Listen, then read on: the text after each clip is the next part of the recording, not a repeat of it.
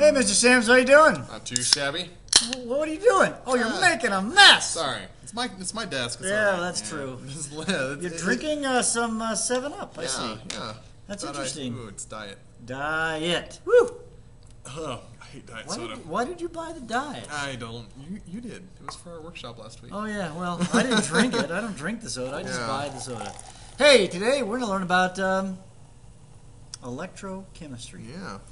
Now what are you doing, That's Mr. Sams? well, that's why I'm having a soda. You're having a soda? Now I wonder if people can see what you're doing. Maybe. What are you doing there?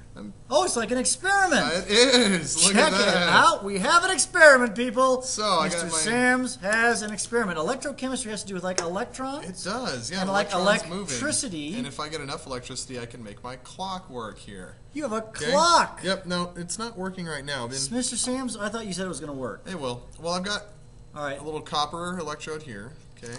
Yeah. And I've got a zinc one here. I see that. Okay, Yeah. but the problem is these two cells aren't really linked to one another, so I'm actually going to take some more copper. Oh, some more zinc. yes. We're going to go the other direction. We call that, in chemistry land, folks, a salt bridge. Yeah.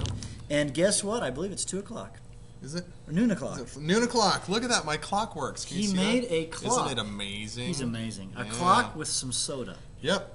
So you can get electricity out of a can of soda? Yeah, well, we're not really getting it out of the can. What we're really getting it out of is these little metals right here. Oh. Because what's happening is we have a redox reaction going on. That's right. And as a result, there's some electrons that are moving, because on redox reactions, there's always an exchange of some electrons. Something is being oxidized and something is being reduced. So either the copper is being oxidized and the zinc is being reduced, or the copper is being reduced and the zinc is being oxidized. That's right. And so we're going to figure that out as we go, folks. And so we will. So today, we want to do a little bit of review of redox, because something that Mr. Sams just mentioned as you watch the podcast or watch the demonstration was that electrons are moving around, and because it's a redox reaction, and if we can harness those electrons, we have electrochemistry. Electrochemistry. I still have a really gross taste in my mouth from that diet. You picked the wrong one. Okay. Yeah. Hey, let's just do a real quick review. We learned a long time ago about oxidation numbers, and we need to kind of do a little review. Yep. So, what are the oxidation numbers of H, N, and O in HNO3? Well, I know H's are almost always +1, unless it's a hydride, which is very rare. And oxygen's almost always -2. Now, we also have 3 of them there, so that's going to be -6. And they always have to add up to 0 in a neutral compound. Therefore? So it's looking like X is going to be +5. Same thing. And then this one... And that would be nitrogen, by the way, the X. Oh, yeah, X equals the charge of the nitrogen. And you would say N +5, O -2, and H +1. So they would each have a different oxidation number. There you go. We can do lead sulfate as well. Yeah. Now, actually, the hard one will be which? Well, if I look at this, this is lead 2 sulfate, because sulfate is a -2 charge always, and so lead's going to be +2. So PB is +2, and we know O's charge is -2. And so the only one that's mystery is kind of that S. Yeah. Right? So that'll be 2 plus what? X plus -8 equals 0. And it's -8 because there's 4 of the oxygens. So S is +6. 6, yeah. Now, I'm not going to do big math, folks. You can do that. You know what? I think you could figure this one out. Yeah. We're not going to do it. No. All right. Hey, just remember how we balance oxidation reduction reactions. Yep. Just a little deal. Do by the half reaction method. Half reaction method. So I'm going to take the aluminum. I'm going to have the aluminum go to aluminum plus 3. And that's 3 electrons on the other side. I'm going to have to take your word for it that that's what that says, because I just had I had an eye exam. It says it, yeah. And my eyes are all dilated, my pupils are dilated, and everything's all blurry. So. Well, you could look in that thing there, and we could like bring that back, and we could look at your eyeballs. It's true. Are they big? Can you tell? Oh my gosh! So the permanganate. We got a new toy. Can you tell? Goes to Mn +2. Now you balance your waters or your oxygens with water. With water, so we need 4 H2Os. 4 waters. Yep. And then on the other side, I have to do the 8 hydrogens. Uh-huh. And then when you say this side here is +2, this side is +7. So we need 5 electrons. That's a 7. Doesn't look like 7. Yeah. All right, and multiply this one by 5. And this one by 3. So it'll be 5 ALs plus 24 H positives. I guess I should say AL. AL, there you go. Plus 3 permanganates makes 3 Mn2 positives plus 12 waters. Yep. And I got some aluminums left. And 5 Al3 positives. 5 Al3 positives. There you go. Okay. Okay. Now in a basic medium, solution. Same ball game. Yep, to Actually, start with. This is a good one here, this first one. Mg goes to MgOH2. Ah, now on this one, since it's in a basic medium, we actually can just say, well, that's hydroxides here. Yeah. And there's like 2 of them. Yeah. Done. Oh, is it done? No. Charge issue. Yeah, charge issue. Got to bounce the charge. Lee, are you bouncing the charge? I don't know. Check. All right, 2 electrons. Check there you go. Lee. Okay, and then we've got the OCl negative, and that goes to Cl negative. Now my Cl's are good. Yeah. So now I'm going to balance the O's with water, and I'm going to have to put 2H positive on this side. Yep. But of course, we're not in an acidic solution, so we're in a basic solution. So I'm going to add 2 hydroxides to both sides to get rid of those H pluses. And the H plus and the OH minus, those become 2 waters. This is 2 waters. Okay. And the 1 water here cancels off the 2 waters to make 1 water on that side. Yep. And we've got some charge. Charge issue. This side has a charge of -1, the OCl negative. This is -3, so I'm going to need an additional 2 electrons on that side. And oh my. Oh, 2 electrons and 2 electrons. I got lucky on that one, didn't I? Yes, you Now we do have an did. issue here, is we have 2 hydroxides on this side and 2 hydroxides on this side, so they just go away. Bye-bye. Okay. And anything else canceling? I think we're good. The waters. The electrons I think always we're know. just good. So it'll be Mg plus OCl negative. Yep. Plus H2O. Plus 1 water makes the MgOH2 plus the chloride. Yeah. Bingo. So if I put magnesium metal in bleach, I get magnesium hydroxide and chloride on it? Yes, you do. Cool. Balance the following redox reaction, the big nasty problem. You know what? You have big nasty problems in the answers or in the podcasts, and I did an answer podcast for that, so you guys can figure this out on your own. Okay. Yeehaw, we're going to save your time here. Okay. Review of redox reaction. What's oxidation? That's when your oxidation state goes up. So oxidation becomes more positive, I guess I could say. Goes up. Yep, and you lose electrons. That's how that happens. By losing electrons. Yep. And reduction is when oxidation state goes down by gaining electrons.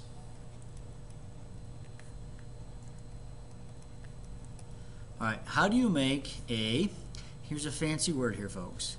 How do I make a battery? Don't now, you just scientists, go to the store and buy them? You could, but you know, batteries. We made a battery just a little bit ago. That's your clock. Oh, that's right. All right. So if you want to look at a battery, Mr. Sams is now looking at a battery. Yeah. See the battery. All right, but scientists don't use the term batteries. They call them galvanic cells. Which are a battery. Actually, that's as I wanted to say. Yep. This was supposed to say galvanic here, and this is a cell. We just don't remember what our notes are supposed to and do. That is a battery. Okay. So we can make batteries, folks. And you see, batteries are simply a mixture of chemicals. We can make them with the disgusting diet soda. Yes, indeed. Or, you know, we could even make it with an orange. We could make it with an orange. Just stick it in there. Okay. Now, if you think about this, actually, let's go back a piece to one of these reactions that we just did. Let's do the easy one here. Well, it's not easy. But here we had electrons. And maybe we should say one other thing here. I got it now. All right. You see, when you have one of these reactions where electrons are, something you may not know, and I want you to write this down, I don't think we put this in the notes, is that, what is electricity? Electricity is just moving electrons. That's the key thing. Electricity is moving electrons. Yep. And so if somehow we can capture, so when we have a redox reaction, you know, on one side I produce 3 electrons, in the other half reactions I have 3 electrons. If somehow I could have these electrons travel through something like a clock, like a wire or whatever, you can have the electrons do some work for you, like make the clock work, or something of that nature. And so I want you to understand that electricity is simply moving electrons. So everybody look at the light bulb that is probably on in the room that you're at. Realize that electrons are actually moving through wires, and it's doing some work and producing light. Conversely, you're watching an iPod or you're on your computer or whatever. Electrons are moving through your computer or your iPod or whatever it might be, and it's doing work. It's producing light. It's also being converted to sound, etc. And so that's how this all works. So hopefully they understand that. We want to somehow capture the electron. How do we do that? All right. The way we do that is we need to make a separate cell, or you might think of the cell as a container. Yeah, like a this, cup. Yeah, for each half reaction. All right. By the way, can I just tell you for a second, we're kind of lying to you. These aren't actually separate half reaction cells. These are actually two separate batteries in here. Yeah, but we'll explain that later. All right, now here I have a particular system where, for example, I've got copper sulfate in one cell or one container, a beaker of some kind. And on the other side, I have zinc sulfate. I have a piece of copper. It's hard to see here. There's a piece of copper and also a piece of zinc. And this will make, and this galvanometer is like a voltmeter. It measures how many volts pass through it. All right. Now there's something missing though. There's a problem with this particular cell. Mr. Sams, what is that problem? Well, it looks like we're missing the salt bridge. So you need something called a salt bridge. And what happens for that is that this allows the ions to move through your cell. So you need to kind of make a note of this. Electrons are negatively charged. If we just let the electrons move through, we'd get this real big buildup of negatives in one side. It kills the cell. And things in nature don't like to be polarized like that. They like to be balanced. Right. So to do that, we're going to have to relieve the negativeness of one of those cells. So here's the actual picture if you look down here. Here's the salt bridge so that the ions can flow. So if you put a salt lime in the coconut. Oh, sorry. The cell will produce voltage or electricity for a long time. Put the lime in the coconut. Okay. Now another way that you can do this, the picture we have, sometimes the salt bridges can look a little bit different. Oh, yeah. You could actually have the salt bridge. The porous disc salt bridge. Yeah, it's a different kind. It's actually easy to draw, frankly.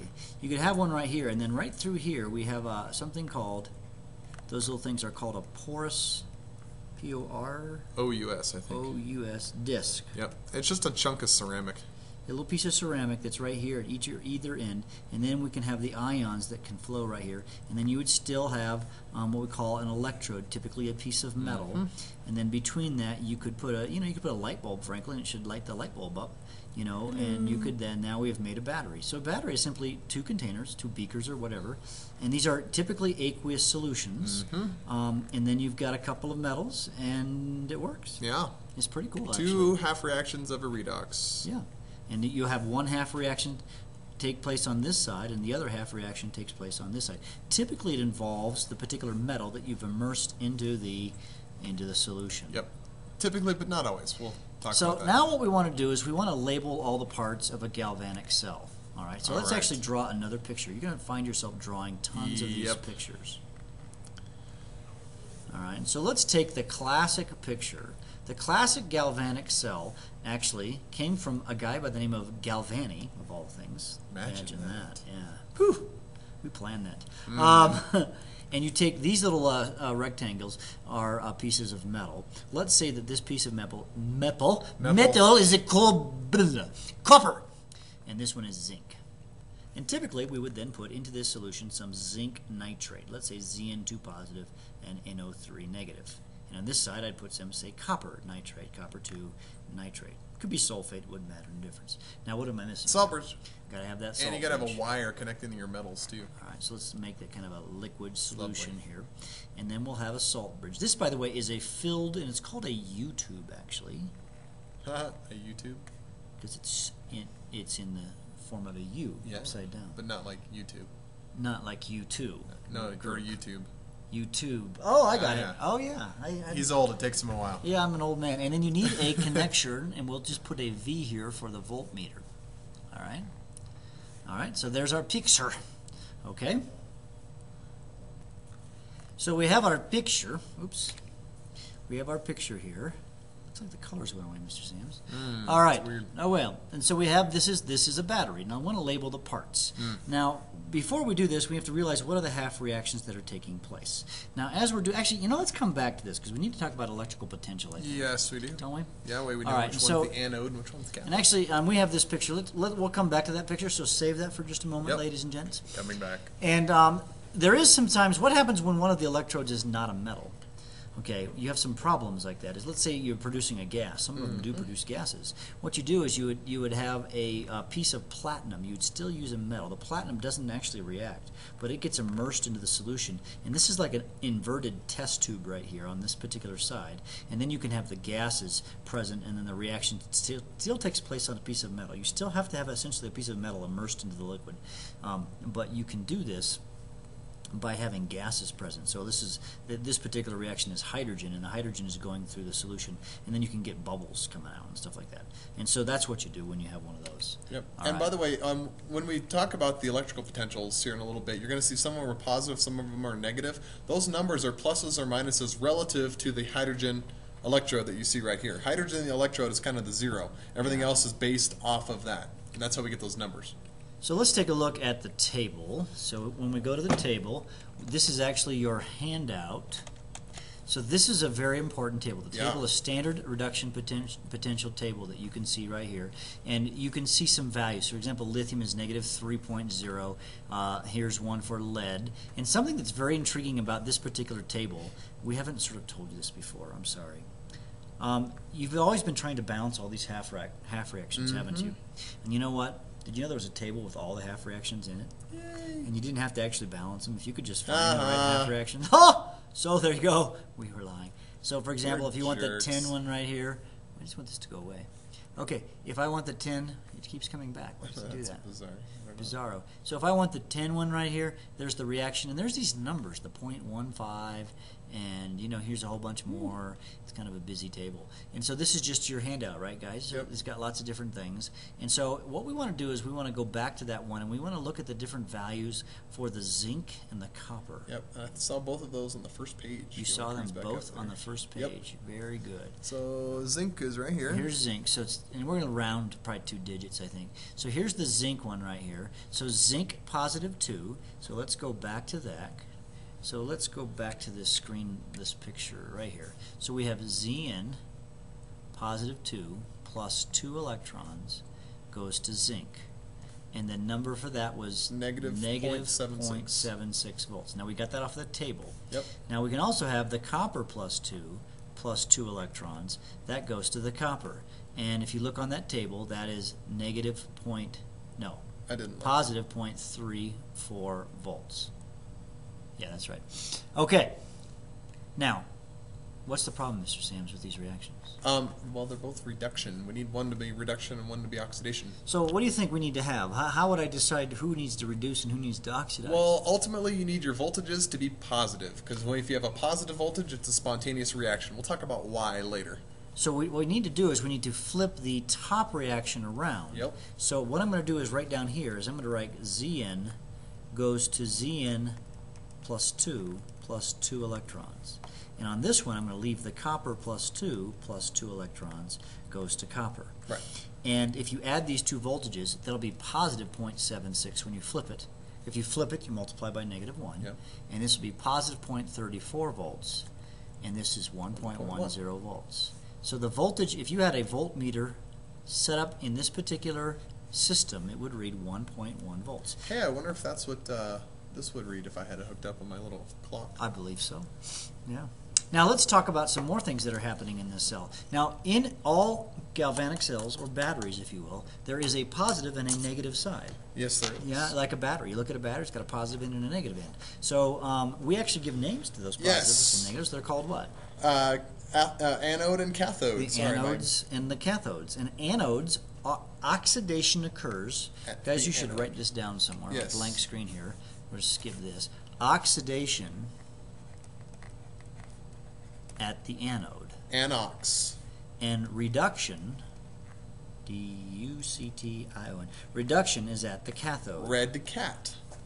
Red cat, anox. Is that how you do it? Yeah, red cat. Do you guys always remember? You know, an A and an O are both vowels. Vowels. An R and a C, they're both consonants. Keep your vowels together. Keep your consonants together. That's how I remember it. I like red cats. Okay, it works for you too. All right, so the zinc is being that looks oxidized. like oxidation to me. So this is called the anode, and this is called the cathode. By the way, the anode has a negative sign, so if we had a battery, and the cathode is positive, because cats are good, or that's how you can know that cats have a cation. I like cats. Yeah, I don't actually, but that's another story. They You're a make me dog itch. person. Oh yeah, that's right. Have Allergic. mercy. Now, we still haven't completely labeled this. There's still more to do. Salt bridge. What about the salt bridge? It needs a name. All right, so let's label salt bridge. Now, since we're actually using the electricity, the electrons have to be traveling through the wire. What is the direction They of the go electron? from the anode to the cathode. Gosh, I can't talk to the anode. They go From the anode to the cathode. You can't talk, the man has bad accent, he must learn to speak English. Exactly. Oh my And gosh. it makes sense. If you look at the equation down there, we're producing electrons in the anode. So Right. then they're going to go to the cathode where we're getting the You see, electrons. yeah, the electrons leave the zinc cell, and the copper wants them. But of course, we have a problem. As the electrons flow into here, it's Yeah. going to cause the charge of this side to become more negative. And so to counteract that, what's going to happen is through the salt bridge, you must have negative things flow this way. So these will be called the anions in the salt bridge. Now, when I say the salt bridge, typically we'll put like sodium nitrate in there. Yeah, so in this something that's case, not gonna react. the nitrate ions would flow through here, actually through here to there. And then conversely, actually, your cat ions sodiums are going to come that way. are going to come this way because it equalizes the charge. So you can see this is a very, very busy picture. What are the kinds of typical things you're going to be asked to solve for? Okay, the kind of things they're going to ask for is direction of electron. Yeah. Direction of electron flow. Now I can't talk. D-I-R-E-C-T. Direction of flow of electrons. Also direction of electrons. Direction of flow of cations. Or anions. Or anions through the salt bridge. Or which side is the anode, which side is the cathode, things like that. So there's lots of questions that you'll be asked on tests, on the AP tests, whatever. They love to ask questions like that. It's just common. All right, the table. All right. Now, how do we actually use this big fancy table that we looked at? All right, the table above, the one that's in your handout, assumes that you have a 1 molar solution. So when we said it was 1 volt, that assumes that it's a 1 molar solution. So I guess my little soda pop battery here probably didn't actually produce and also that. 1 ATM and 25 degrees Celsius. 25 Celsius. So we're really not at these conditions. Nope. But that's what the table assumes. Later on in a subsequent podcast, we'll learn what to do with when we have different molarities and different temperatures and such. Okay. So now let's just use our table. A little practice. You'll find that the table is very, very, very important in your class. Okay. So the first one we have Na is going to Na positive. Yipper. Plus 1 electron. Now what I basically want to do is I want to go to the table. And if I go to the table, I can find out what the sodium it's in the word. It's in the second one. All right. So we need to find sodium. Sodium. There it is. And look at the voltage. Now it's 2.71 negative. And that's for the plus ion to go to the metal. So this one is flipped, so it's going to be positive 2.71. You guys see what I did now? Look at your table. If you don't have your table out on your packet, this is going to make sense. That's in voltages. We haven't learned what volts are. We'll learn later. And the PbO2 is going to Pb plus 2. Now, we don't have the whole reaction, but guess what? Instead of me trying to sit here and balance that equation, let's just go find it. Let's just go find the reaction. Pb... Ooh.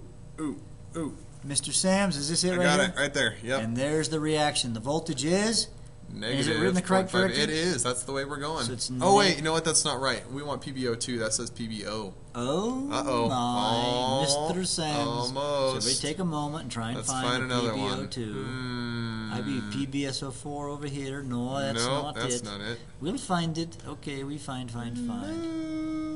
Of course, we're using a table that may not be from the old podcast. I think this came from Wikipedia. It did. We're trying to save. There's a PB one, but that's not the right one. Where's PbO2?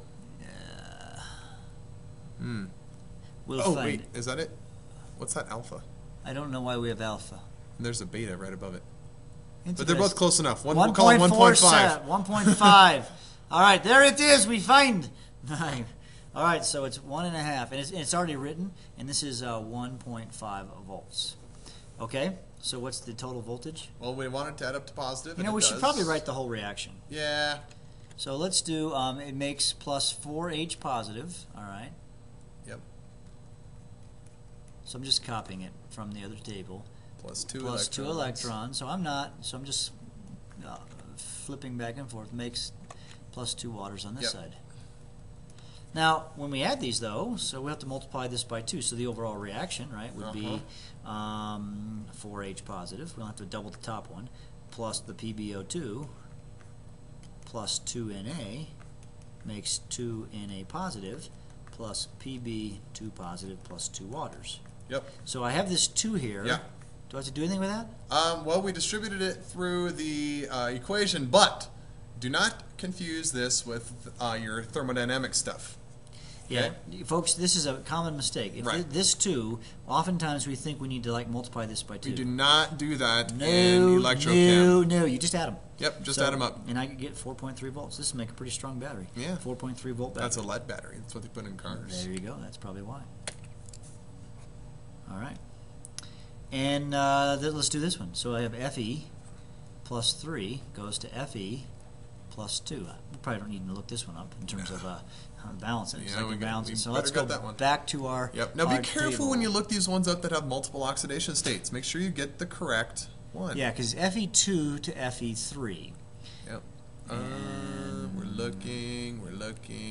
Okay, see, this is not it. This is Fe2 plus becoming Fe metal, so that's not it. We got to find the one that has the actual numbers that we're looking for. We don't like that one. So guess Mr. Sam's found an Fe2, but it's not Fe2 to Fe3. I don't see any Fe's. It's going to be on the busy page. It's going to be in the big mess one. Oh, there it is, right there. Mr. Sam's has got better eyes than me. And I just had my eyes dilated. I must be getting my vision back. 0.7. Now, to go to Fe2 is 0.77. Positive 0.77. I think that's what we have. Yep. So this is positive 0.77 volts. There it is. And then we go to Mg, to Mg2 positive, plus 2 electrons. And if you don't like that table, guys, there is a table in your book that you can also use. Right. So Mg to Mg2 positive is going to be at the top of the list. I'm not mistaken. Yeah. First page. I remember seeing it too. There it is. So it's going to be negative 2. But it's flipped. Yep. So it's 2.4. 2.4, but it's going to be positive because it's in the reverse. Yeah, because it was negative and I flipped it, right? Right. And so the total voltage would be 3.17. And the overall reaction, you would have to double this. Yep. And it would be 2. But that still doesn't change the Fe voltage. does not change the voltage, plus the magnesium makes the magnesium 2 positive plus the Fe 2 positive. So if you were to separate these in a cell, put a salt bridge between them, and put a voltmeter between them, you would have a voltmeter that would read 3 volts. Now, you've got 9-volt batteries, though. How's that possible? Actually, if you thought, what would be the best battery that you could possibly make with this table? If you think about it. Yeah, well, we'd want to take... You would take the lithium. That would be 3 volts. With the cesium. And with the one at the bottom end... The most positive, yeah. Well, but we're going to have to flip one of them. Well, yeah, just take the most negative and the most positive, and then you'd get about 6 volts. Okay. Because this is 3 volts positive, and if you flip this top one, oh yeah, I see what you would get another 3 volts, so about 6. But I've heard of 9-volt and 12-volt batteries. How's that work? They just take smaller cells, they hook them up in series. Yeah, they actually hook them together. So if you have a 3-volt battery hooked with another 3-volt battery with another 3-volt battery, well, then you have a 9-volt battery. So it's actually very, very uncommon to have a cell, a galvanic cell, with more than a couple of volts. Yep. So this would actually be a relatively large one that we have right here with 3 volts. And your 9 volts actually have 6 1.5ers in them. Yeah, they actually have several cells. All right. Now, we've a couple more examples here. Now, can this happen? Now, when you're doing these problems, as you watch the Answer podcast, the key thing on these, is such and such capable of reducing such and such, is you're trying to get a positive voltage. Yep. If you get a positive voltage, it's a spontaneous reaction. And it happens. If you don't, you don't. You don't. So now we do hydrogen. Hydrogen, and Mr. Sam's alluded to this a little bit before, but hydrogen is an interesting part of the electrode. I don't have to look this one up. I know it off the top of my head, but here it is right here, and it's bolded on your paper. But the hydrogen electrode is 0 volts. It is sort of the standard. It's upon which everything is measured. So basically, you're going to have the hydrogen. This is 0 volts. So if I want to reduce the silver, that means I'm taking the silver to reduce it. You're taking it down to a lower charge, and the only lower charge you've ever heard of is 0. So I'm looking for, on the table, I'm going to look for Ag to Ag0 and find out what its voltage is. Yep. And I think it's up high. No, it's down lower. Because I think it's positive. I know this you're one. Right. Here's an Ag. It's not the one I want. Nope. Oh, here it right is. down. Oh. Isn't it? You're right. Yep, you're right. It's about 0.8 volts. Yep, 0.8 positive volts. So it's 0.8 volts. So if it's 0.8 volts, that's is that positive? That's spontaneous. Bingo. Done. It's gonna happen. So that's how we can know that. Just looking for positive voltage. Let's do one more. Is H2 capable of reducing nickel to? So nickel to positive to something lower. Ni. So some nickel. So we're going to look, and this is hydrogen, so here's 0 volts. Now, do we want to go to Ni or Ni plus 1? That's a good question. Yeah. Let's look them both up and see what happens. So nickel, nickel, nickel. I think it's negative, actually, is my recollection from my memory. So we're looking, look. You may find it first before us. Not on that page. Not on page 1. Let's go to page 2. Oh, there's one. Mr. Plus 2 Sims. down to the elemental. Negative 0.25. Oh, we have a negative. So negative means negative. Negative. So at least to go down to nickel 0 and the 2 electrons, this was negative 0.25. You add that to 0 and you get negative 0.25, and not that is just spontaneous. not spontaneous. We should do one that's not hydrogen. Gonna happen. Yeah, Here we go. This one. Yeah. So is Fe2 capable of reducing VO2 positive? Yes. So now, if this is reducing this, you're right. If this is going VO2 down. gets reduced, then Fe has to get oxidized, so it has to go up. And the only thing I can go up to is plus 3. you never heard of anything other but plus 3. That's higher than plus 2 for iron. So let's do the iron number It was first. down on the jumbled, messy list right there. Positive 0.77, but we're going to flip it, so it's going to be negative 0.77. So this is negative 0.77. So now we're going to find the VO2 and see if we can get a number that's more positive than positive 77. So he should be a positive number. VO2. I see VO up there. Vanadium. Of all the ones I picked. I know it's in another table that you may have in your book, and that's where it would probably be. And of course, I don't see vanadium. Vanadium. Try next page up. VO. Oh, not wrong one. That's VO plus 2, not VO2. I wonder if I typed it wrong. It's entirely VO2 positive. What do you think? Perhaps. Let's say you've typed it wrong. Let's pretend that we typed it wrong, and it was VO2 positive. VO2 positive, that might be my mistake. Yeah. And if that voltage, if we look, was 0.34. 0.34. So 0.3, it is positive, right? It is, but if we add those together, we still have a negative number. So our negative number is like negative 0.43. Did I do that right? 43, yep. That's a negative number. So Yep, that means, not going to happen. No, not going to happen. Negatory. At least the VO2 positive. So, yeah, that's not how we're going to work. And I think we've probably belabored that. I think so. All right, last example here. Rank the following from strongest oxidizing agent to weakest oxidizing agent. Now, what does that word, oxidizing agent Oxidizing agent is the one who does the oxidizing and itself gets reduced. So if it gets reduced, if we look on the reduction potential table, if it has a nice big positive sign, it's going to be a good oxidizing agent. So what we need to do is we need to use the table again. So Ce4 positive can go down to something. Yep. So it seems we need to write a bunch of reactions. Ce3 positive goes to something smaller. And then we can have Fe2 positive. I can say that's going to go to Fe. There's no charge. Fe3 positive can go down to Fe2 positive. I'm writing all the reactions. Mg2 positive can go down to Mg. Mg can't go down. Can't go down. Ni2 positive can go to Ni, and 10 can't go down. So we're going to just look these numbers up on the table. So this may take a little bit. So Ce4 positive down to something else. You know, can we do Control F and do Ce? Probably. Did not find any. No, there it is, right there. 2 plus to 3 plus, 1.44. 4 to 3. Oh, we have 4 to 3? Tell you Do what, we have 4 to 3? Why don't we just go grab a book and we'll look them up there. It'll be faster than thumbing through here. Let's pause. All right, so we found from your table, actually from your book, folks. If you go from 4 to 3, what's the voltage? 1.70. And it's positive. Positive. Yep. All right, now the Ce3 positive really cannot I'm actually looking up. for that. I don't think it can go down. So this one is really not capable of going down. So actually, he's going to be negative 1.70 volts. We're going to read the way he is because that is CE3 positive to CE4 positive, right? Yeah, I don't see anything else for CE in here. All right, how about iron 2 to iron 0? Iron Sam's is looking 2. It's over here. Yeah. Oh wait. No, well, she found the iron 3 to iron 2 down to 0 is negative 0.44. Okay. How about 3 to 2? 3 to 2. Iron 3 to iron 0. There it is. First column. There it is, right there. There it is. Yep, 0.77. Is it 3 to 2 or 2 to 3? That is 3 to 2. 0.77. So positive 0.77? Yep. Okay. Yep. How about magnesium? Magnesium. Yep. 2 plus down to elemental is negative 2.73. Negative 2.73. And actually, this one will be positive 2.73. Positive 2.73. Nickel, 2 to nickel? Nickel. 2 to nothing is negative 0.23. Negative 0.23, not 2.3. And then tin.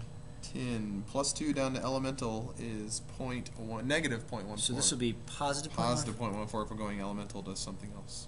Okay. So we want the things that reduce. Now let's think about this. Do we want to go from the lowest number to the highest number, the highest number to the lowest number? The way it's highest number to lowest number. I think we're the highest numbers. Yeah. Who's the highest value I got? Magnesium, 2.73. So let me change colors and we'll rank them. How about that? So this will be number 1. Number 2 looks like it's the cerium one. All right, more positive ones. 0.77 looks like he's in round 3. I see another positive one, so that would be the 10 would be in 4th place. Yep. And the next place would be the nickel, 5th, right? Yep. 6th and 7th. There you go. So you just rank them. Oh, and then 8th for this one. So that's how you do it. You're just going to look it up on the table. You're going to find, folks, that table is your friend. Oh, You've got to have that table, and you're not going to memorize it. No, You'll always be given that's it. given to you on the AP test. Yeah, so you just have to know this table. And this is the table of all of the reactions. Yep. Okay? Any questions? Please feel free to ask. That is actually the end of the podcast. So we're going to say ta-ta for now. Toodaloo. Adios, amigos.